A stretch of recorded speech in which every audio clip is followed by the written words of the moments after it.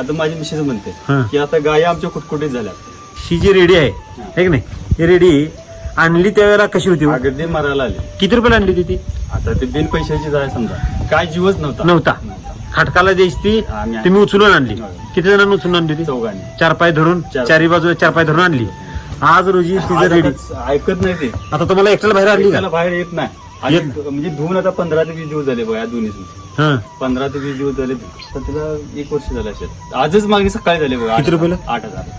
फुकट आणलेलं 8,000 रुपये. आता आता 0 रुपयाचं 8,000 रुपये झाले. 8,000 रुपये. आम्ही हिंजना जे पाणी पाजवतोय ते उरलेलं पाणी त्यांना पेशंट म्हणून तिला अजून औषध वापरलेलं नाही. तिचं जे आम्ही पाण्यात वापरतो तुमचं ते मिल्क चार्जर मिल्क पाण्यातून पाण्यातून काय सांगताय? पाणी भरपूर. भाड्यातून नाही. नाही फायदा काय काय झाले हो? जी चकाकी आली. चकाकी आली. हा. आणि गाया सुधारल्या महत्वाच्या. सुधारल्या. मी टेन्शन मुक्त झालो. म्हणजे आता कुठे पण फ्री जातोय बघा. बर. गाया ते मस्टडी नाही काय नाही गाया व्यायल्या 2-3 तासात वार पडणार. हा. आपोआप पडणार 2-3 तासातच पडणार. अगोदर समस्या काय असायची? अहो तो डॉक्टर शिवाय पर्याय नाही. ते मेडिकल पण कर्ज झालं नाही मला.